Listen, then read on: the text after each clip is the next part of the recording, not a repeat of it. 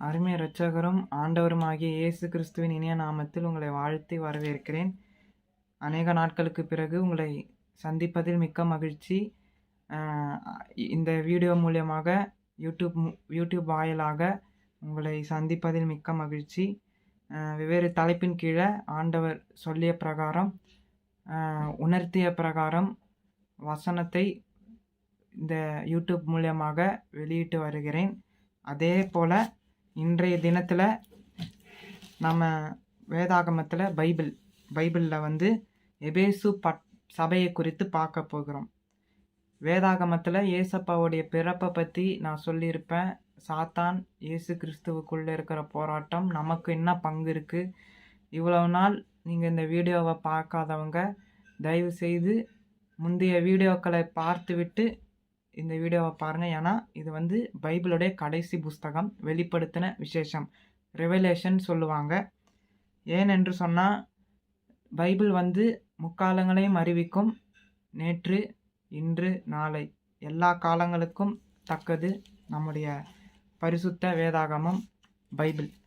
அப்போது ஒரு சபை இயேசு கிறிஸ்து விளக்கமாக சொல்லுகிறார்.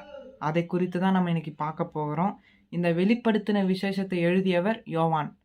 இயேசு கிறிஸ்துவோட இருந்த ஒரு சிஷ்யன் சொல்லலாம். இயேசு கிறிஸ்து மரிக்கிற தருவாயில், அதாவது கல்வாரி சிலுவையில் அவர் மரிக்க போகிற சமயத்திலும் இயேசு கிறிஸ்துவை மிகவும் நேசித்து அவருடைய மார்பில் சாய்ந்து அவருடைய சுற்றி திரிந்த ஒரு சிஷ்யன் தான் யோவான் ஸ்நானகன்.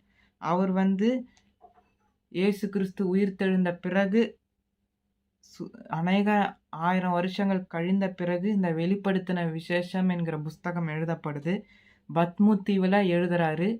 தனிமையில் ஆண்டவருடைய ஒத்தாசையோடு எழுதும் பொழுது இந்த குறிப்பிட்ட சபைகள், கிட்டத்தட்ட எபேசு, சிமிர்னா, பெர்கமோ, தியத்திரா, சர்தை, பம்பேனியா, லவோதிக்கா, இப்படிப்பட்ட சபைகள் மத்தியில் வெளிப்பாடோட கொடுக்குறாரு. அதில் இன்றைக்கு முதல் சபையாக எபேசுவை குறித்து பார்க்க இருக்கிறோம்.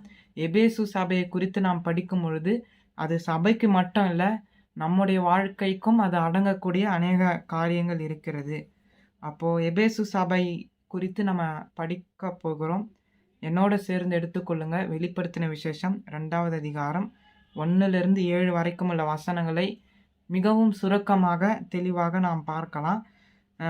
எபேசு சபையின் தூதனுக்கு நீ எழுத வேண்டியது என்னவெனில், 7 நட்சத்திரங்களை தம்முடைய வலது கரத்தில் ஏந்தி கொண்டு 7 பொன்குத்து விளக்குகளின் மத்தியிலே உலாவி கொண்டிருக்கிறவர் சொல்லுகிறதாவது, அதாவது இயேசு கிறிஸ்து 7 நட்சத்திரங்களை ஏந்தி கொண்டிருக்கிறார்.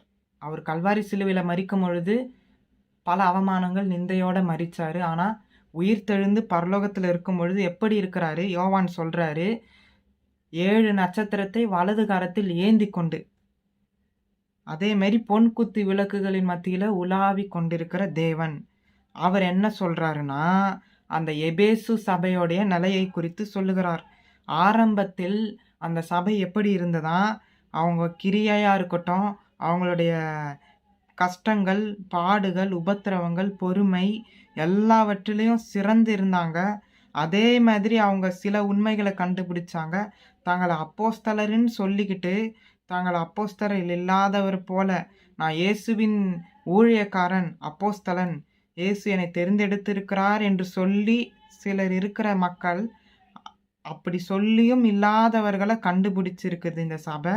அது மட்டும் இல்லாமல் உண்மை எது, பொய் எது அப்படின்றத சோதிச்சிருக்கு. நன்மை எது, தீமை எது, அதாவது இயேசுவின் பெயரை சொல்லிக்கொண்டும் இயேசுவின் ஊழியக்காரன் என்று சொல்லிக்கொண்டும் இருக்கிற அப்படிப்பட்ட கூட்டத்தாரை நன்றாக வகையறுத்து கண்டுபிடித்தது எபேசு சபை. அப்போ இது சபை எப்படிப்பட்டதாக இருந்ததுன்னா, தேவனுக்கு முன்னாடி பிரியமாக இருந்திருக்காங்க, ஆண்டவருக்காக பிரயாசப்பட்டிருக்காங்க, கஷ்டப்பட்டிருக்காங்க. அவங்களுடைய செய்கை, அவங்களுடைய சுபாவங்கள் எல்லாம் ஆண்டவருக்காக சகிச்சிருக்காங்க.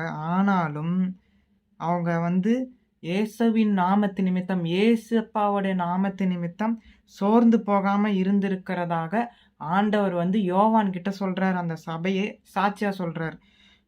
அப்போ சரி, இந்த சபை இவ்வளோ சாட்சியாக இருந்த போதிலும் இவர்கள் என்ன குறை? பிறகு ஃபர்ஸ்ட் இயேசு கிறிஸ்து நன்மையை சொல்லிடுறாரு, பிறகு இவங்க கிட்ட இருக்கிற குறைய சொல்றாரு. நிறைய சொல்லிட்டு குறைய சொல்லும் பொழுது சொல்றாரு, 4வது வசனம், ஆனாலும் நீ ஆதியில் கொண்டிருந்த அன்பை விட்டாய் என்று உன் பேரில் எனக்கு குறை உண்டு. ஆதியில் உள்ள அன்பு. அப்போ அன்பு என்று சொல்லும் பொழுது இந்த உலகத்துல சொல்லுகிற பிரகாரமாக அன்பு என்று சொன்னால் லவ் அப்படின்னு சொல்லுவாங்க இங்கிலீஷ்ல. ஆனா ஆங்கிலத்துல சொல்லப்படுகிற லவ் வந்து வித்தியாசம். இந்த உலகம் சொல்லுகிற லவ் வந்து வேற வித்தியாசம். அது லவ் அல்ல. அப்போ ஆதியில் கொண்டிருந்த அன்புனா, இப்போ ஒரு அம்மாவை நேசிக்கிறோம், அப்பாவை நேசிக்கிறோம். அது வந்து நேசமே ஒழிய, அது வந்து இந்த சினிமாவில் சொல்லுகிற மாதிரி லவ் என்கிற காரியம் பொருந்தாது. பைபிள் சொல்கிற லவ் வந்து மிக மிக வித்தியாசமானது. அதாவது ஆண்டவருக்காக இவங்க சகிச்சாங்க, இயேசு கிறிஸ்து சொன்னபடி வாழ்ந்தாங்க, பொறுமையாக இருந்தாங்க, சகிச்சாங்க, பொய்யெல்லாம் கண்டுபிடித்தார்கள், நன்மை தீமை எல்லாத்தையும் கரெக்டாக செஞ்சாங்க. ஆனாலும் இவங்களுக்குள்ள என்ன குறை அப்படின்னு பார்க்கும் பொழுது, அன்பை குறித்து நான் ஏற்கனவே நிறைய இந்த வீடியோஸில் சொல்லியிருக்கேன். 1 கொரிந்தியர் 13வது அதிகாரம் 4லிருந்து 13 வரைக்கும் உள்ள வசனங்களை பார்க்கும் பொழுது, அன்பு எல்லாவற்றையும் தாங்கும், எல்லாவற்றையும் சகிக்கும். அன்பு வந்து அநியாயத்தை பார்த்து சந்தோஷப்படாமல் நியாயமான விஷயத்தை பார்த்து சந்தோஷப்படும். அன்புக்கு பொறாமையும் இல்லை. அன்புக்கு வந்து மற்றவர்களை மோசமாக திட்டாது, இகழாது, இருமாப்பு இருக்காது அப்படின்னு சொல்லிட்டு 1 கொரிந்தியர் 13வது அதிகாரம் 4லிருந்து 13 வரைக்கும் உள்ள வசனங்கள் தெள்ள தெளிவாக அன்பை குறித்து சொல்லுது. அப்போது இவங்க எந்த விதத்தில் குறைந்து இருக்கிறாங்க அன்பு அப்படின்னு பார்க்கும் பொழுது, நான் ஒரு முறை தெளிவாக அந்த அன்பு என்னென்ன செய்யும் என்பதை குறித்து வாசித்து காட்டிடுறேன்.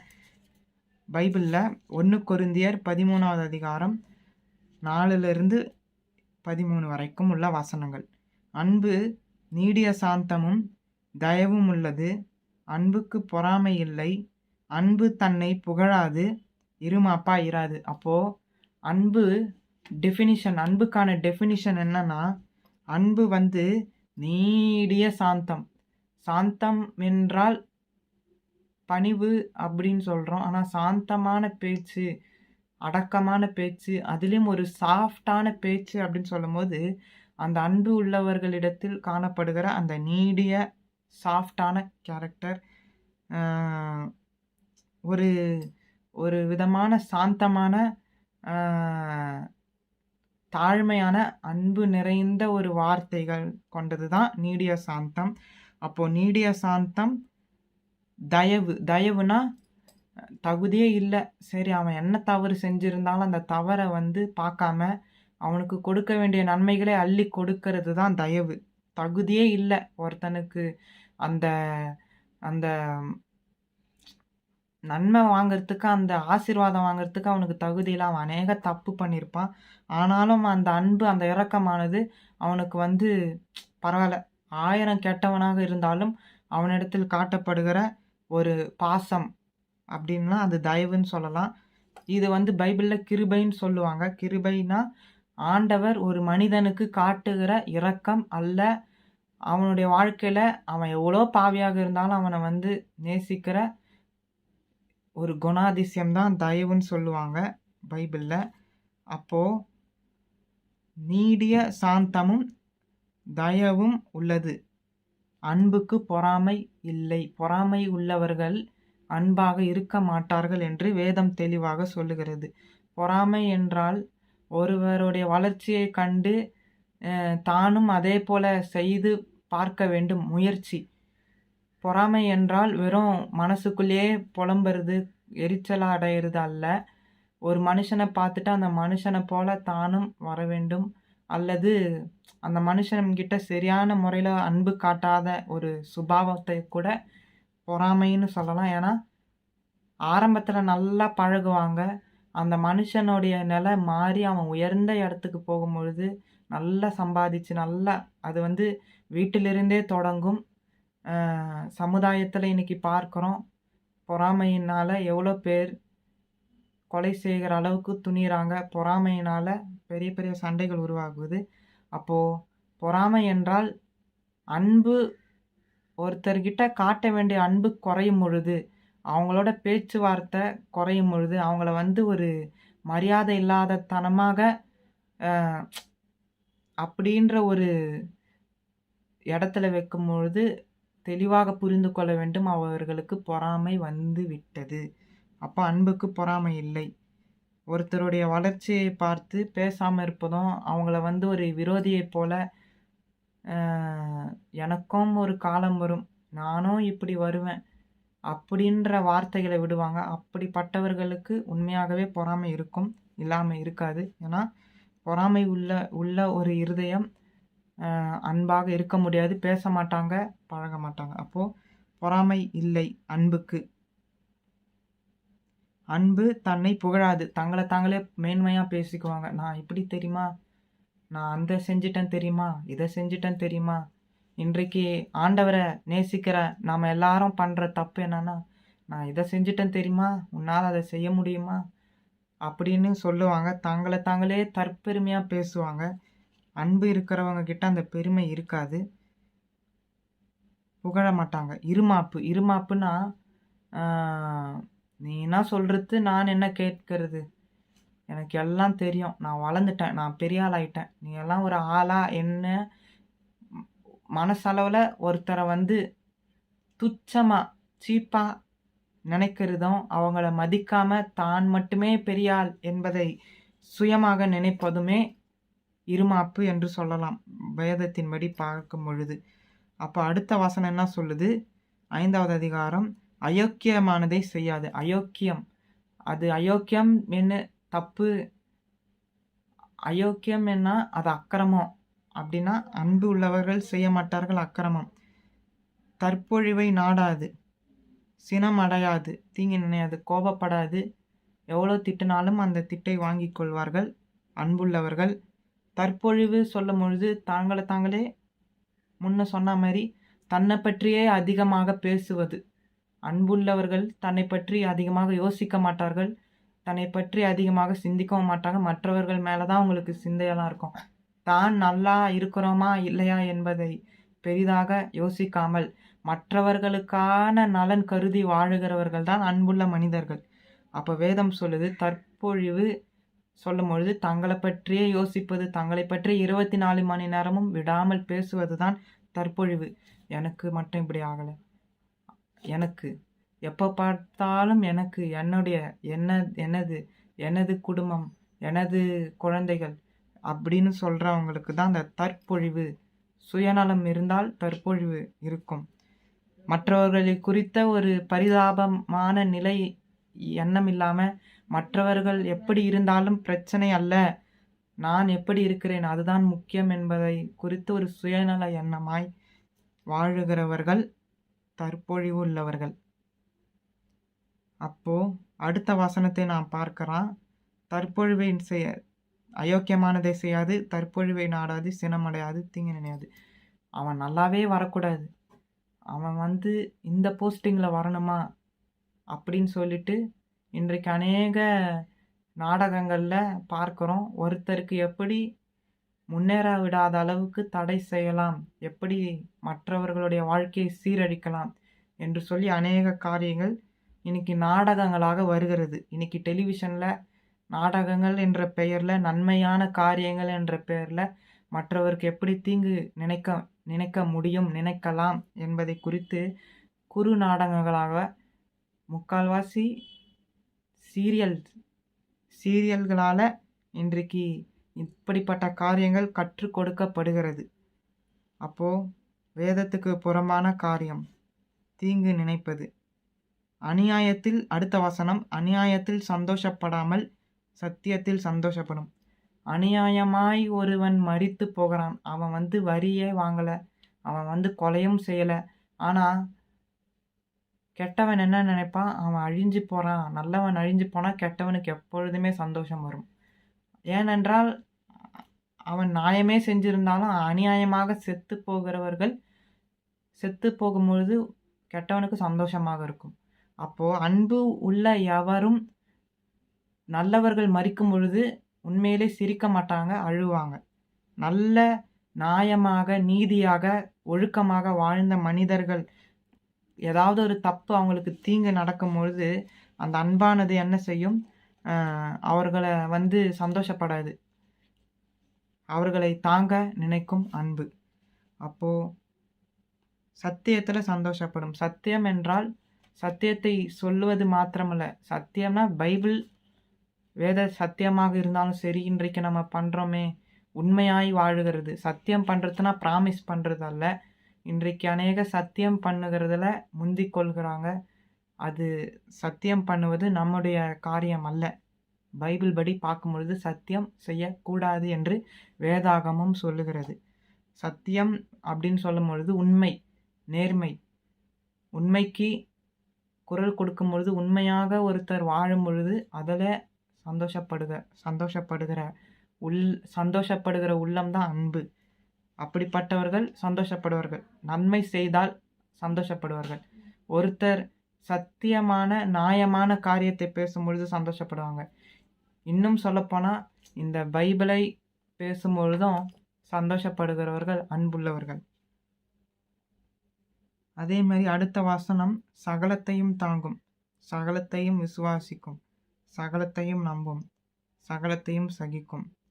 இப்போ இந்த அன்பின் டெஃபினிஷனை நம்ம பார்க்கும்பொழுது எல்லாவற்றையும் நம்பக்கூடியது அன்பு. கண்மூடித்தனமாக ஒருத்தரை நம்புறதும் அன்பு தான். கண்மூடித்தனமாக ஒருத்தரை கோபப்படாமல் அவங்கள திட்டினாலும், அவங்கள கொடுமையாக அடித்தாலும், அவங்கள அநியாயமாக ஒரு வார்த்தை சொல்லி நீ என்னை வேண்டாம் அப்படின்னு வெறுத்து தள்ளனாலும் மீண்டும் அவங்களோட தான் நான் இருப்பேன், அவங்கள எனக்கு ரொம்ப பிடிக்கும் அப்படின்னு இணங்குறாங்க பார்த்தீங்களா? இணக்கமாவது பார்த்தீங்களா? அந்த இருதயம் 1000 தான் புறம்பே தள்ளினாலும், புறம்பே தள்ளப்பட்ட என்ன காரியமாக இருந்தாலும் அந்த மேக்னெட் போல ஒட்டிக்கிட்டு வருது பார்த்தீங்களா? அன்பு இருந்தால் நிச்சயம் வெறுப்பு வராது. அப்போது எல்லாவற்றையும் சகிக்கக்கூடியதாக இருக்குது, தாங்கக்கூடியதாக இருக்குது. இது நம்முடைய வாழ்க்கையில் இருக்கிறதா? எனக்கும் சரி, இதை கேட்குற நாம் எல்லாருக்கும் சரி, நாம் அன்புள்ளவர்களாக இருக்கிறோமா? அன்பு குறைவுபடும் பொழுது அன்புக்கும் ஆண்டவருக்கும் அதிக சம்பந்தம் இருக்கிறது. அன்புள்ள எவனும் தேவனை அறிந்திருக்கிறான். இயேசு கிறிஸ்துவை அறிய வேண்டுமென்றால் அவர் அன்பாக இருக்கிறது போல நாமும் அன்பாக இருந்தால், அவருடைய சுபாவத்தில் மெயினான இயேசு கிறிஸ்துவின் சுபாவம் அன்பு என்று வேதம் சொல்லுது. சரி, 2 தீமோத்தேயு 3வது அதிகாரம் 3வது வசனத்தை நம்ம பார்க்கலாம். அதில் என்ன சொல்லுது? நான் நேசிக்கிறேன் என்று சொல்கிறோம். ஆண்டவர் உங்களை நேசிக்கிறார், நானும் உங்களை நேசிக்கிறேன்னு சொல்கிறோம். அது செயலில் காட்டுறோமா? அந்த அன்பை நாம் செயல்படுத்தி காட்டுகிறோமா? செயலில் இருக்க வேண்டும், பேச்சில் அல்ல. தேவனுடைய ராஜ்யம் பேச்சில் அல்ல, பலத்தில் இருக்கிறது என்று வேதம் சொல்லுது. அப்போது நாம் எல்லாரும் யோசித்து பார்க்க வேண்டிய ஒரு விஷயம் என்னென்னா, வெறும் வாயளவில் சொல்லிடுறோம், ஆனால் அதை வாழ்க்கையில் அப்ளை பண்ணுறோமா? நிதர்சனமான ஒரு வாழ்க்கையில் அதை உண்மையாக கடைப்பிடிக்கிறோமா? அப்படின்ற ஒரு காரியத்தை நம்ம முன்வைத்து நோக்கணும். நான் வாசிக்கிறேன். 2 தீமோத்தேயு 3வது அதிகாரம் 3வது வசனம். சுபாவ அன்பு இல்லாதவர்களாயும், இணங்காதவர்களாயும், அவதூறு செய்கிறவர்களாயும், இச்சை அடக்கம் இல்லாதவர்களாயும், கொடுமை உள்ளவர்களாயும், நல்லோரை பகைக்கிறவர்களாயும். நல்லவங்களை பகைப்பாங்க. அன்பில்லாதவங்க, அவங்க நல்லவங்கன்னு தெரிஞ்சும் அவன் எனக்கு வேணாம், அவன் 1000 நல்லவனாக இருக்கட்டும், எனக்கு பிடிக்கல, எனக்கு ஏன் வேணும் அவன் சகவாசம் என்று சொல்லுவார்கள். அப்போது அவன் நன்மை செய்தாலும் நல்லவனாக இருந்தாலும் அந்த மனசு வெறுக்கும், அன்பு இல்லாத சமயத்தில். அதுவும் சுபாவமாக அந்த அன்பு இல்லாத சமயத்தில். இயற்கையாகவே சிலருக்கு அன்பு இல்லாமலே இருக்கும். அவங்க ஒரு கல்லான மனதை போல இருப்பார்கள். அப்படிப்பட்ட நம்ம 1000 முறை பேசினாலும் திருப்பி கேட்காத, விசாரிக்காத இருதயம் உள்ளவர்களும் உண்டு, கல் மனது படைத்தவர்களும் உண்டு. அதே சமயம் அன்பை வாரி வாரி நம்ம வழங்கினாலும் மற்றவர்கள் அன்பை வாரி வாரி வழங்குறவங்களும் உண்டு. அப்போ சுபாவ அன்பு உள்ளவர்கள் நல்லவங்கன்னு தெரிஞ்சா அந்த நல்லவங்களோட பேசணும்னு நினைப்பாங்க, பழகணும்னு நினைப்பாங்க, வெறுக்க மாட்டாங்க. அது ஒண்ணு. அதே மாரி இணங்குவாங்க. எல்லா விஷயத்திலயும் இவன் சொன்னா சரியா இருக்கும். இவன் நல்ல பையனா இருக்கிறான். இவன் எது சொன்னாலும் அது கரெக்ட்டா தான் இருக்கும். அப்படின்ற ஒரு சந்தேகமே இல்லாம, அதை நம்பி அதற்கு அந்த பேச்சுக்கு இணங்க தங்கள வந்து அப்படியே இசைவா ஃப்ளெக்சிபிளா போவாங்க. அதுதான் அன்பு. இணங்குவார்கள். அது மட்டும் இல்லாம அவதூறு செய்ய மாட்டாங்க. அவதூறான காரியம்னா, அவரு நல்லவர் என்று தெரிந்தும், அவருக்கு விரோதமான எந்த ஒரு மோசமான காரியத்தையும் செய்ய மாட்டாங்க. அது கெட்ட வார்த்தையினால திட்டவும் மாட்டாங்க. கெட்டது சிந்திக்கவும் மாட்டாங்க. அவருக்கு விரோதமா நம்ம வந்து எதிர்த்து நிற்கணும், அவர் ஒண்ணும் இல்லாம போகணும் அப்படின்ற சிந்தையும் இருக்காது. இச்சை அடக்கம் இல்லாதவர்கள். அப்போ அன்பு இருந்தால் நிச்சயம் அந்த இச்சையான அடக்கம் இருக்கும். இச்சை என்றால் ஆசை. அந்த ஆசையிலே கெட்ட ஆசை இச்சை. அந்த ஆசை வந்து நல்ல ஆசையா இல்லாத பட்சத்துல ரொம்ப ஒரு ஆசைன்றத காட்டிலும் ஒரு விதமான பைத்தியம், அந்த ஒரு புடிச்ச விஷயத்தின் மீது பைத்தியமாக இருப்பதும் ஒரு வித இச்சை. அது பைபிள் சொல்லும்பொழுது, இந்த உலகத்தின் மாமிசத்தின் இச்சை, கண்களின் இச்சை, அதாவது இந்த உலகத்துல அனுபவிக்கிறதான இன்பங்கள், இது எல்லாமே இச்சையில தான் வருது.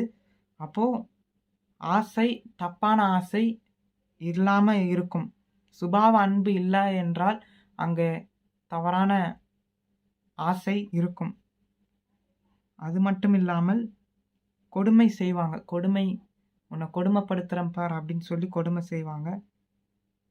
லாஸ்ட்டாக நான் சொன்ன பிரகாரம் நல்லவங்கள வந்து பகையா நினைப்பாங்க, பகையாளியா யோசிப்பாங்க, பகையாவே இருப்பாங்க.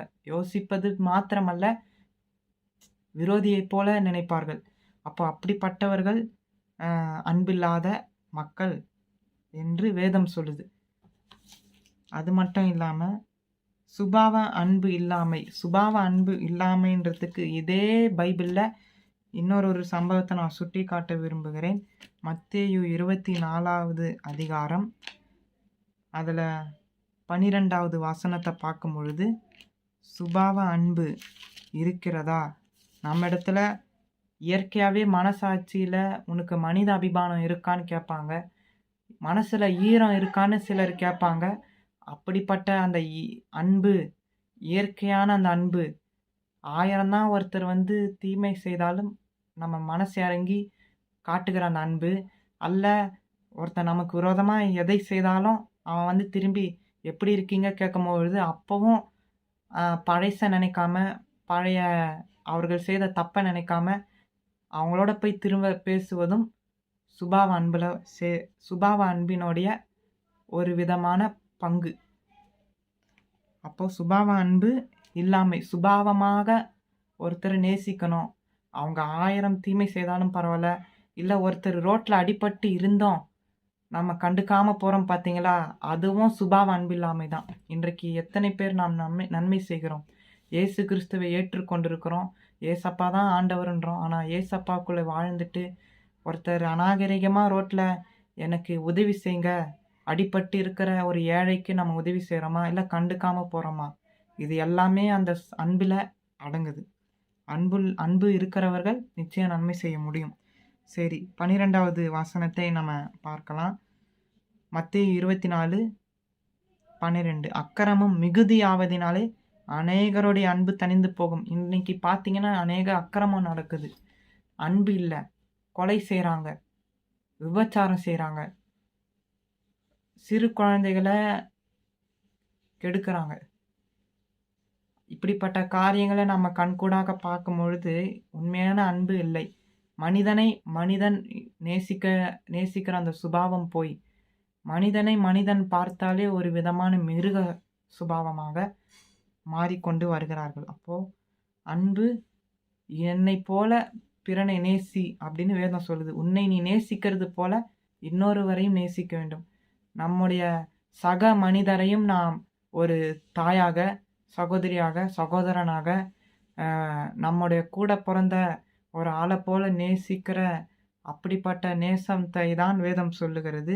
உன் சகோதரன், பிறர் என்று சொல்லாமல் உன் சகோதரன் என்று சொல்லும் பொழுது நம்ம எல்லாருமே அந்த ஒரே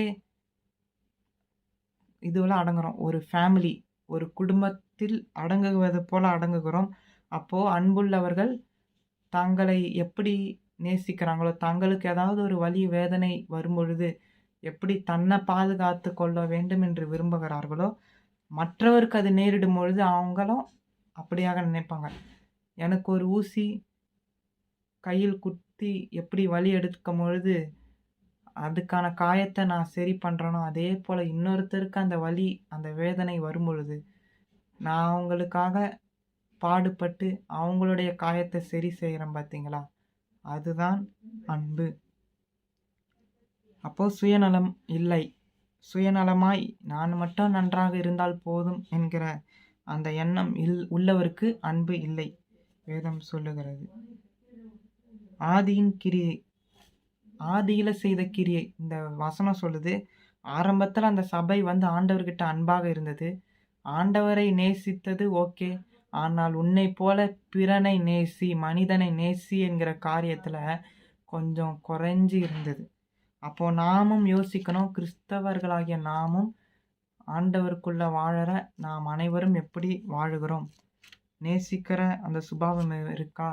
நாம் நம்முடைய சகோதரர் சகோதரிகளை நேசிக்கிறோமா? நம்முடைய குடும்பத்தில் மாத்திரமல்ல, நம்முடைய குடும்பத்துக்கும் அப்பாற்பட்ட அநேக சகோதர சகோதரிகள், தாய் தகப்பன்மார்கள் இருக்கிறார்கள். அவர்களை நேசிக்கிறோமா என்று சொல்லி, அவர்களுக்காக ஜெபிக்கிறோமா என்று சொல்லி நாம் சோதித்து அறிய வேண்டும்.